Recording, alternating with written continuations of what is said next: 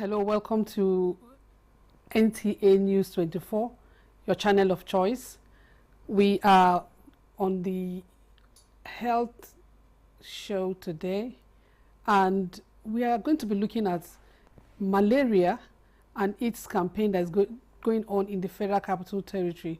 A representative of the Federal Capital Territory Primary Healthcare Agency is here to look at the prevention and the implementation of the campaign to manage and reduce the prevalence of malaria in the Federal Capital Territory.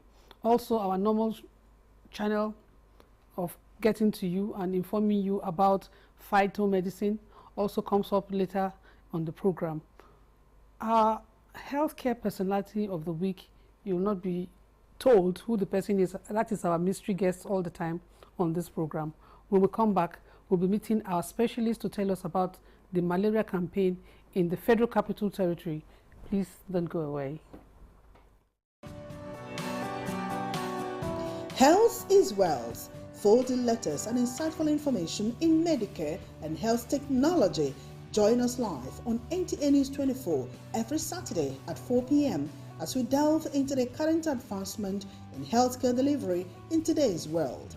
For sponsorship, participation and inquiries, you can reach us on the following numbers: 0703 424 3412 or 0805 999 4444. Tune to Nta News24 on YouTube, DSTV channel 419, GoTV channel 26, Star Times channel 101 and 433, and Free TV channel 703. Keep a date with us. 4 p.m. Saturdays with repeat broadcast on 8:05 p.m. Mondays. Don't miss it.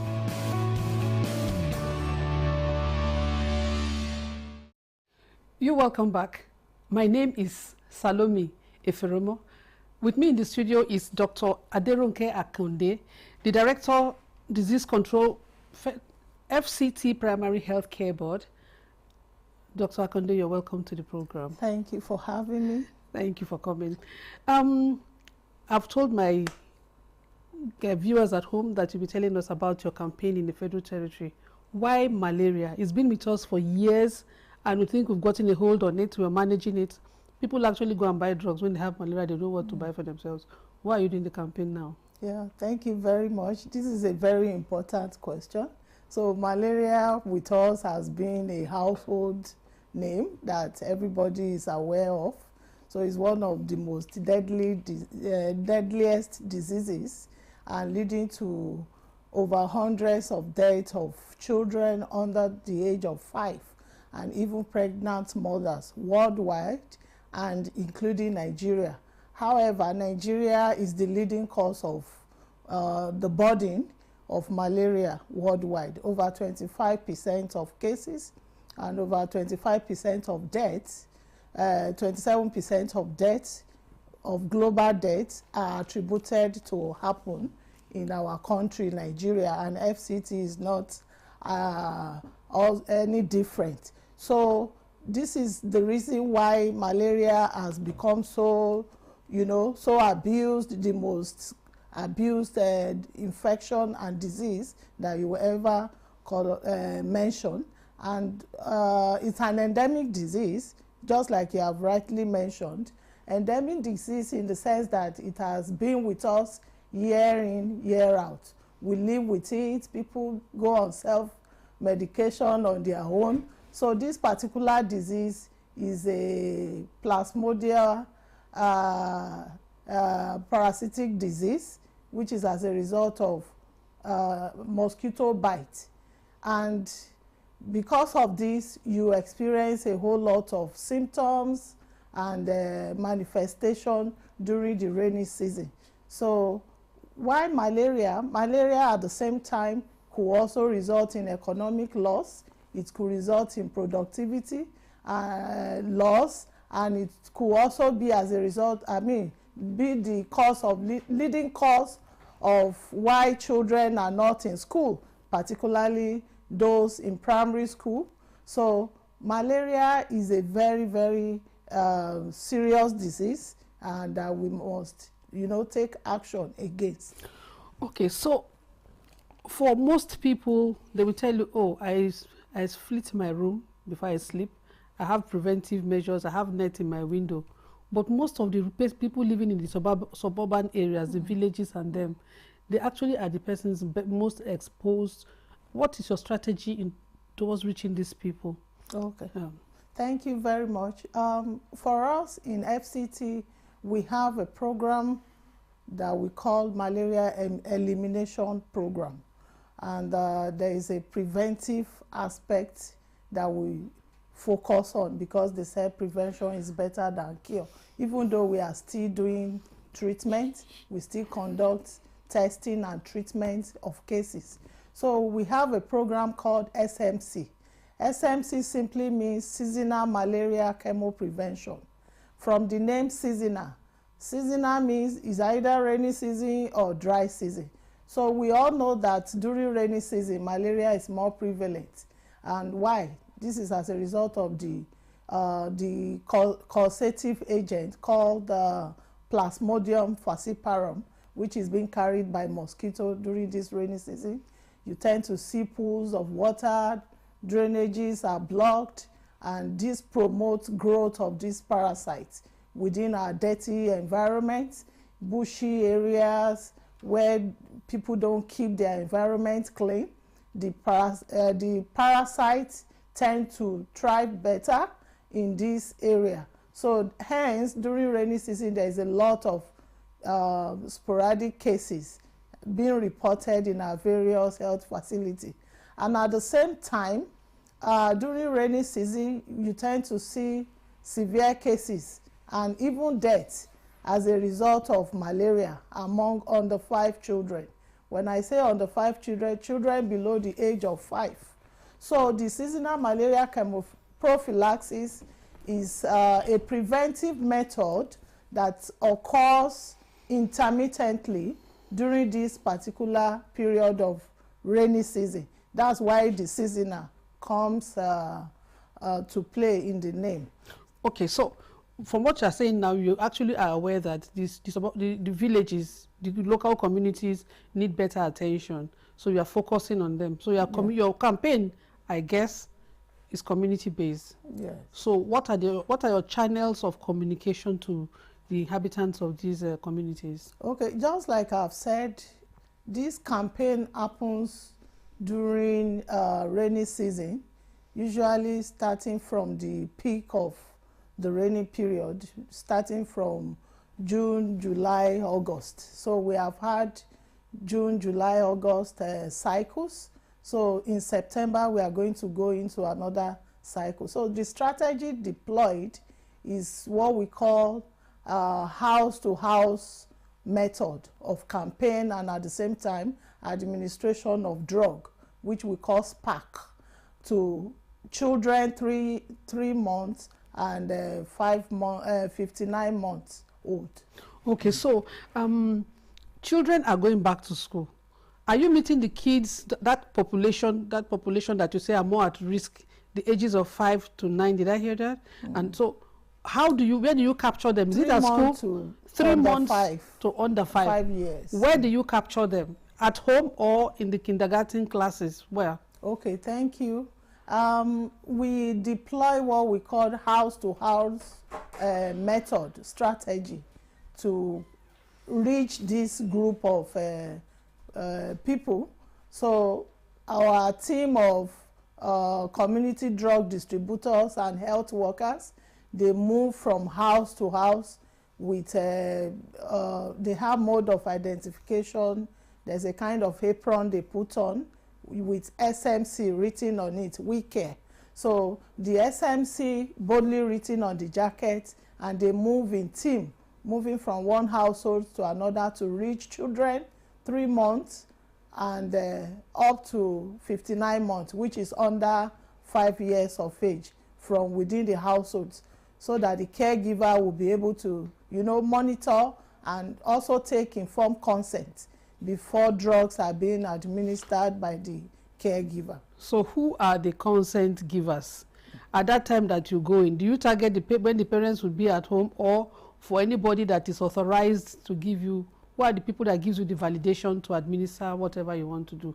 And what is the dosage? Okay. So because the children within this age group cannot give consent on their own under the law, so what we normally do is to reach out to the parents, either the mother or the father or whoever is taking care of the child. And that's why we use the word caregivers. So it could be the aunties, the nannies, with the concept of them. The community drug distributors are usually people who also reside within the community. So they are familiar with the terrain, and even they could identify these faces. So they advise and counsel the caregivers on the modalities of, the drug functions. And at the same time, they administer the drug to the child through the caregivers. So what we do is we observe. There is a time we call directly observed therapy. We allow the caregiver to do the administration after being guided. So the tablet itself comes in blisters of 4 in a sachet. The 4 tablets contain 2 different types of medication.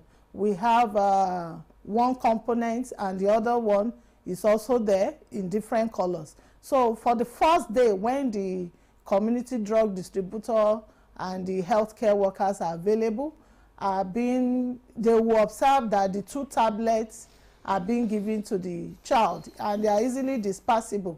So this will be put in just a small quantity of water in a spoon, and within a few seconds, it mixes up and dispersed with the water, and the caregiver will be observed by the health worker and to ensure that the child actually take the medication. And this will occur for a period of 3 days after the first dose being observed by health workers. So day 2, day 3 will be given by the caregivers. Dr. Akonde, thank you very much. What is your final advice to the persons watching you at home now? Talk to them. Tell them what you think they should be doing. Okay, my advice to Nigerians is that we should allow the healthcare workers to be able to, do their role of preventing your children from coming down with malaria by accepting them whenever they come to your domain, because SMC has been identified as the most, safe and cost-effective means of preventing malaria. And this has also reduced severity of malaria cases in our healthcare facilities since inception.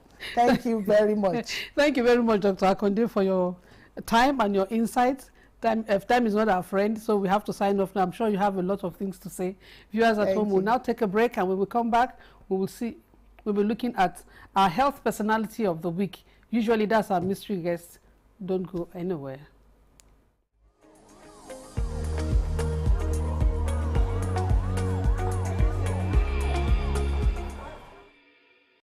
Our health personality of the week is Dr. Chike Ihekwazu, a Nigerian-German epidemiologist. He hails from Anambra, a graduate of the University of Nigeria, Nsukka. Held his master's in public health in Heinrich-Heine University, Germany. The Assistant Director General for Health Emergency, Intelligence and Surveillance Symptoms at the World Health Organization from November 2021. He is a Fellow of the UK's Faculty of Public Health, Fellow of the European Programme for Intervention Epidemiology. Ihekwazu worked as a medical epidemiologist in the Robert Koch Institute, Berlin. In 2003, he became a public analyst at Haringey Primary Care Trust, England. He held several service-based projects in public health organizations in England and gained knowledge and experience in control of infectious diseases. In 2014, he became a part-time senior advisor to the National Institute for Communicable Diseases, Johannesburg, South Africa. He served as the founding Director General of the Nigerian Center for Disease Control, NCDC, from 2016 to 2021. During his tenure, he was credited with transforming the NCDC into a world-class institute for disease control in Nigeria and Africa at large. In 2020, Ihekwazu served on the IHR Emergency Committee for COVID-19, chaired by Dida Hussein. He led Nigeria's public health response to the pandemic through NCDC, a member of the Africa Task Force for Coronavirus Steering Committee, where he chaired the Infection Prevention Control Subcommittee. A recipient of the National Merit Award, Officer of the Order of the Niger, LLN, in 2021. His achievements and contribution to medical field is quite commendable. He had responses to several large outbreaks of infectious diseases such as monkeypox, yellow fever, and coronavirus.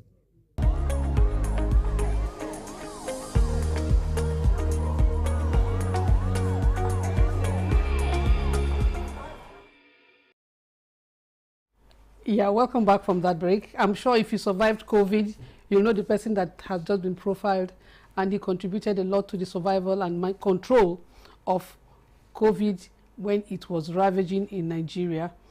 Next on our lineup here in the program is phytomedicine, and as usual we have our specialist, Professor Ben Hamodu.